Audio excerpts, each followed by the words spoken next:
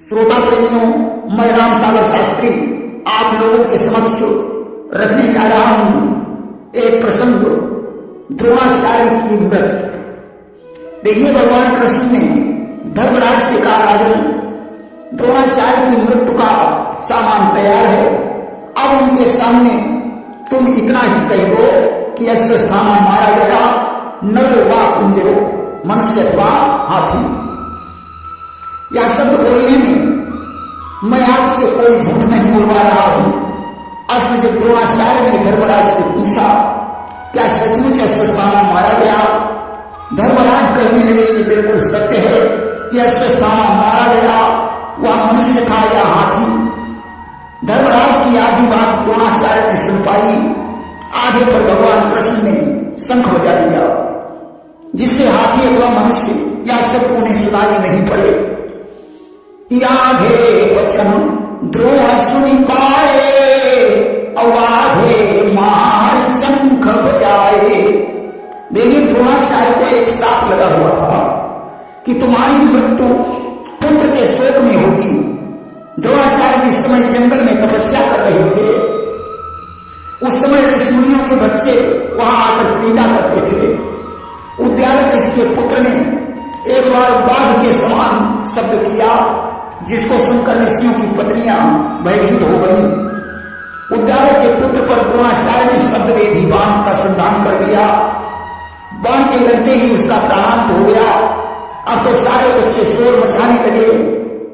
शोर सुनकर सभी विप्रवृंद दौड़ पड़े। द्रोणाचार्य भी बाहर निकले, परंतु जब उन्होंने ये देखा कि मेरे बाण से उद्यालक का पुत्र मारा गया, तो उन्हें बहुत दुख हुआ। अक्रोधवंत उद्यालक भयऊ, द्रोण ही रखी श्राप तब दयऊ। उद्यालक द्रोणाचार्य को देखकर क्रोधित हुए और उन्होंने उन्हें श्राप दे दिया कि जैसे पुत्र के शोक में मैं अपने प्राण छोड़ रहा हूं, उसी प्रकार युद्ध के मैदान में पुत्र के शोक में तुम्हें भी अपने प्राण छोड़ने पड़ेंगे। कि पुत्र शोक हम त्यागत प्राणा, और तुम यही से ही मरिह ठाना। आज वही समय आ गया। पुत्र की मृत्यु की खबर सुनकर द्रोणाचार्य अपने प्राण छोड़ने के लिए तैयार हो गए। सप्त ऋषियों ने भी आकाश मार्ग से यही कहा, द्रोणाचार्य, तुम ब्राह्मण हो, अगर क्षत्रिय की मृत्यु मरोगे तो तुम्हें स्वर्ग नहीं प्राप्त हो सकता है। कि अस्त्र जो प्राण गमई हो, और तब तुम स्वर्ग कदम नहीं पई हो। इसलिए तुम समाधिस्थ होकर ब्रह्मरंध्र का भेदन करके अपने प्राणों को छोड़ो। द्रोणाचार्य ने ऋषियों के उपदेश पर धनुष बाण रख दिया और समाधिस्थ हो गए। उसी समय राजा विराट ने उनके पास पहुंचकर उन्हें ललकारा कि विप्रदेव, अपना धनुष बाण उठाइए और मेरे साथ संग्राम कीजिए। द्रोणाचार्य ने ध्यान को छोड़कर धनुष बाण उठाया और विराट पर दिव्य बाण का प्रहार किया। बाण के लगते ही विराट की मृत्यु हो गई। अब तो ऋषियों ने द्रोणाचार्य को और भी धिक्कारा। द्रोणाचार्य ने कहा, ऋषियों, इसमें हमारा कोई दोष नहीं है। वीर हाथ सुनकर मैं खामोश नहीं रह पाया। आज तो हमारी इस अंतिम करनी का फल भगवान कृष्ण के हाथों में समर्पित है। अब मैं ध्यानमग्न होने जा रहा हूं। भारत के वीरों के लिए मेरी अंतिम चेतावनी है। 4 दिन के बाद महाभारत के सारे योद्धा समाप्त हो जाएंगे। युद्ध भूमि में कौवे और गीध मंडराएंगे। भारत पर धर्मराज का अधिकार होगा। हे वीरों, तुम चाहे कौरव सेना में रहो या पांडव सेना में, परंतु भगवान कृष्ण को अपना मानते रहना। आज कृष्ण की तरफ द्रोणाचार्य ने देखकर कहा, मोहन, अब हमारी नाव को बैतरणी के पार लगा देना, यही हमारी अंतिम इच्छा है। आज इतना कहकर द्रोणाचार्य समाधिस्थ हो गए। प्राणवायु उनके ब्रह्मांड को फोड़कर निकल गई। इसके बाद धृष्टद्युम्न ने द्रोणाचार्य के पास पहुंचकर अपनी तलवार निकाली और उनका शीश काट लिया।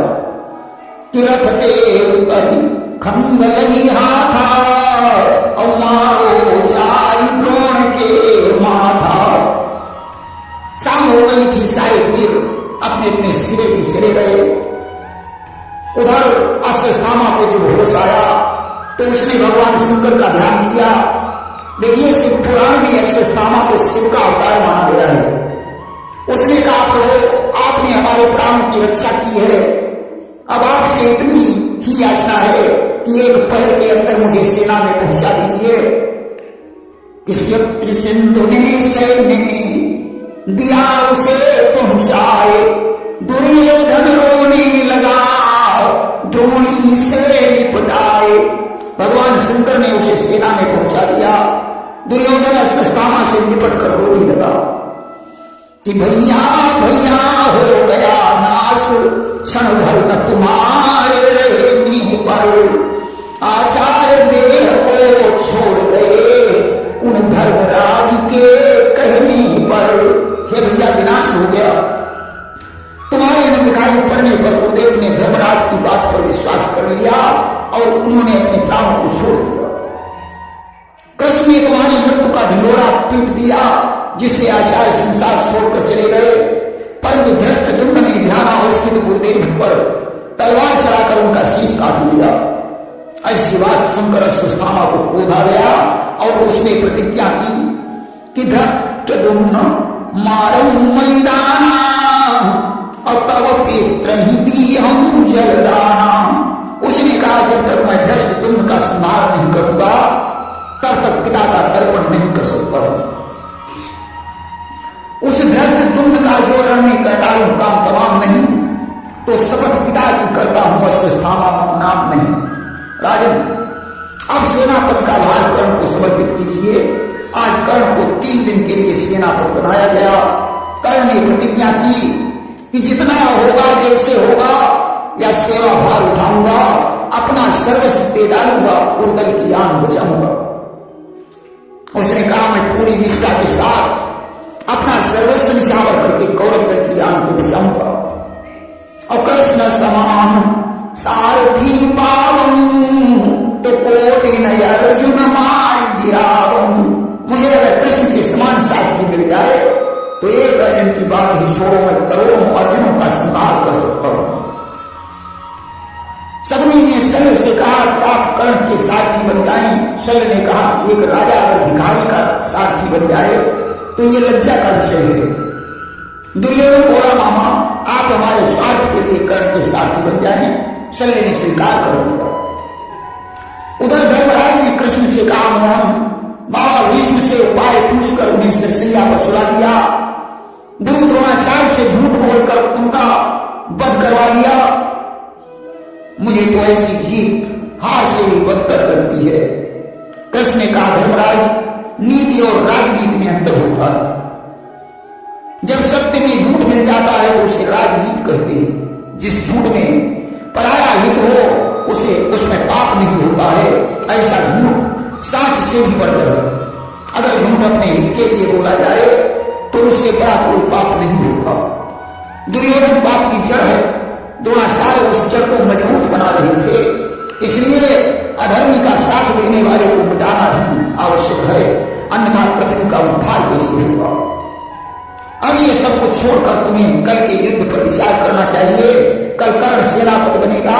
भीष्म ब्रह्मचारी थे, द्रोणाचार्य शस्त्र विद्या में प्रवीण थे, दुर्योधन अभिमानी है, जयद्रथ पराक्रमी था, परंतु कर्ण बहुत हठीला योद्धा है।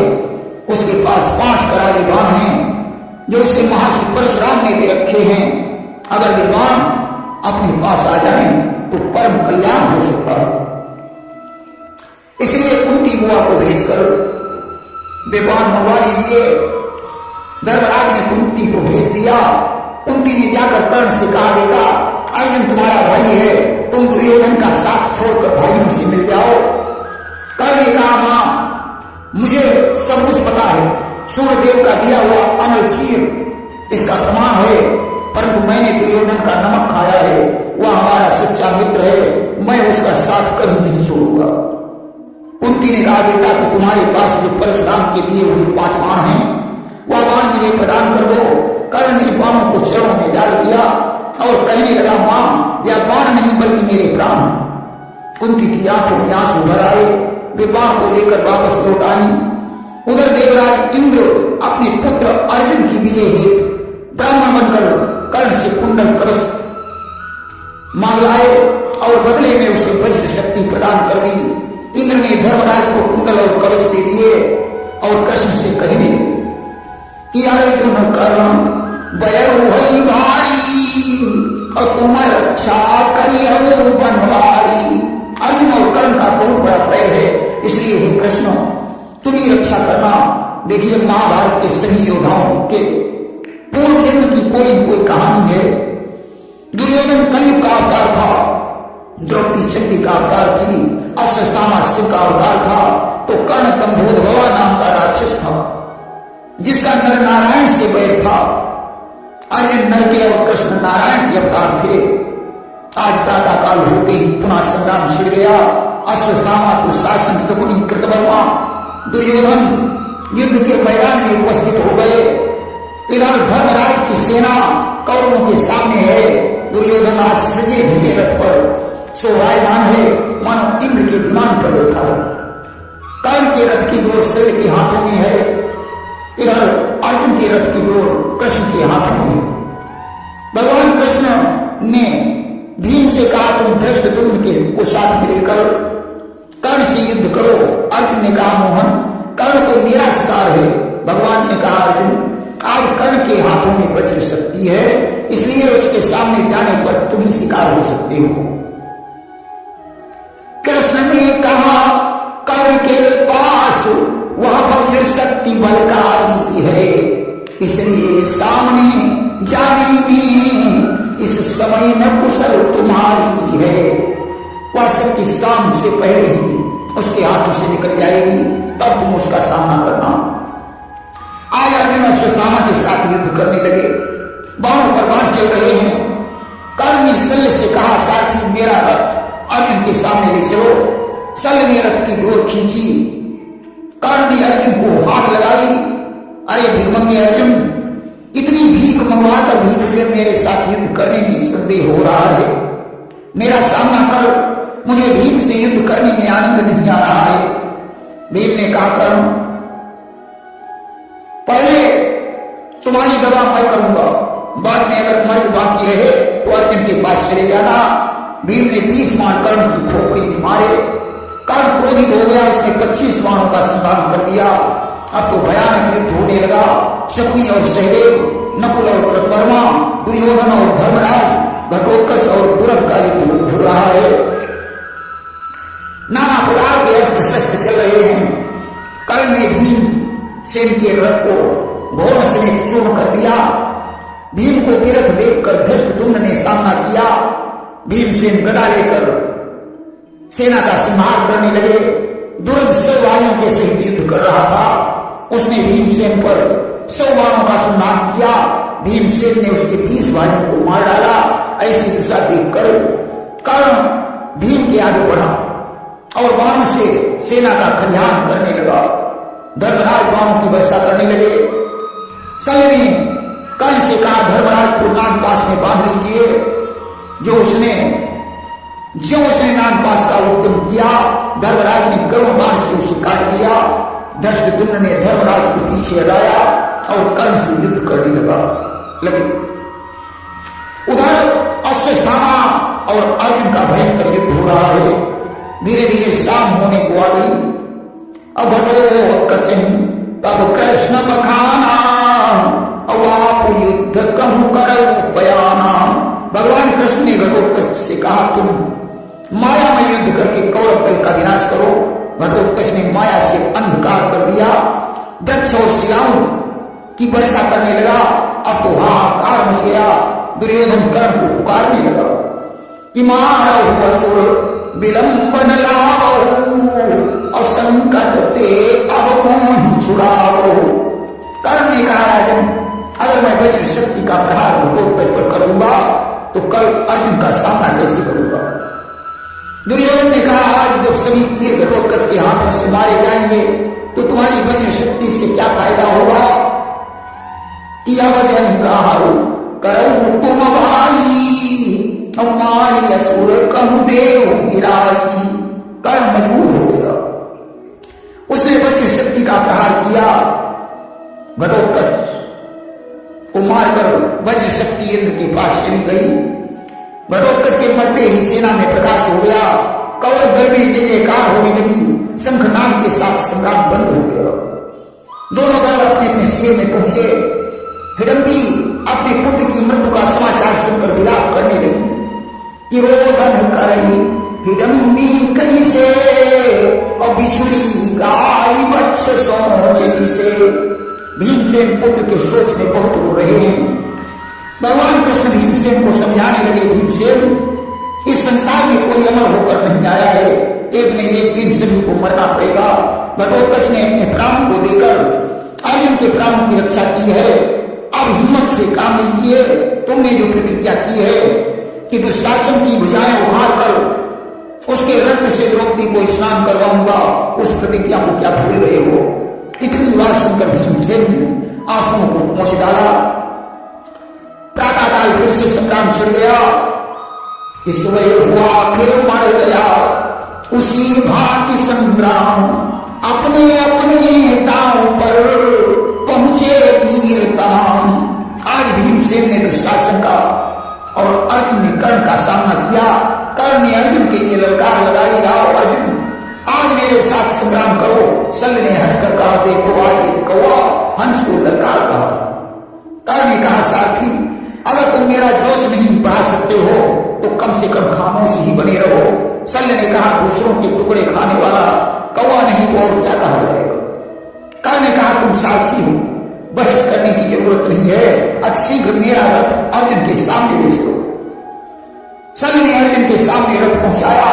कर्ण ने कहा, अर्जुन कल तुम वज्र शक्ति के भय से मेरे सामने नहीं आए तो आज मेरे साथ संग्राम करो। आज दोनों तरफ से बाणों की वर्षा होने लगी। इतने बाण चले कि सूरज का प्रकाश नष्ट हो गया।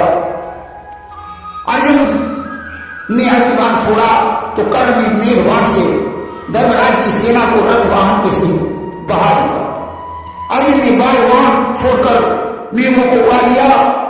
कौरव सेना भी पत्तों की तरह उड़ने लगी। कर्ण ने नाग बाण छोड़ा तो अर्जुन ने गरुड़ बाण का संधान किया। अब तो दोनों वीरों ने अपने अपने धनुष पर काल बाण रखे। उस समय चुनचुक ने कहा, ठहरो कर्ण, पहले मेरा सम्मान करो। अर्जुन का समाप्त में मैं सम्मान कर डालूंगा। कर्ण ने चुनचुक का सम्मान कर दिया। अर्जुन ने बाणों की वर्षा करके उसके पंखों को काट दिया। फिर भी वह अर्जुन की तरफ झपटा। भगवान ने हनुमान से कहा, अपने अतुल बल से रथ को जमीन में धसा दीजिए। हनुमान ने रथ को जमीन में धसा दिया। अब तो झंडी मुंह में दबाए हुए चुनचुक कर्ण के पास वापस लौट पड़ा। उसने कर्ण से कहा, मैंने कृष्ण और अर्जुन को रथ समेत निगल लिया है। शल्य ने कहा, मूर्ख, विश्व रूप भगवान को पेट में रखना कोई आसान बात नहीं है, तू इतना झूठ क्यों बोल रहा है? उसी समय भगवान ने जमीन से रथ को बाहर निकाला। कर्ण ने कहा, चुनचुक, तूने तो कहा था कि मैंने कृष्णार्जुन को रथ समेत निगल लिया है, ये तो सभी जिंदा हैं। उसने कहा, एक बार मेरा फिर से संधान कीजिए, इस बार मैं जरूर मार डालूंगा। कर्ण ने कहा, शत्रुघ्न, जिस बार को विफल देखते हैं उसका दोबारा संधान नहीं करते। तूने मुझे आशा देकर निराश किया है, इसलिए तुझे नरक में जाना पड़ेगा। कि आशा गई तुम की न निराशा, और कई हो घोर नरक महावासा। चुनचुक बोला, मेरे समान तुम ही निराश हो जाएगा, विश्वास रहे इस भारत में तेरा विनाश हो जाएगा। चुनचुक ने कहा, याद रखो कर्ण, इस युद्ध में तुम्हारा विनाश निश्चित है। इतना कहकर चुनचुक चला गया। इधर पार्थ और कर्ण का संग्राम चल रहा है। उधर भगवान ने भीम को नरसिंह शक्ति प्रदान कर दी, जिससे उन्होंने दुशासन को पसार कर उसकी भुजाओं को उखाड़ लिया और सहदेव के द्वारा द्रौपदी को बुलवाकर उसके लहू से द्रौपदी के केस बनवाए। प्रेम से बोली वृंदावन बिहारी लाल की जय।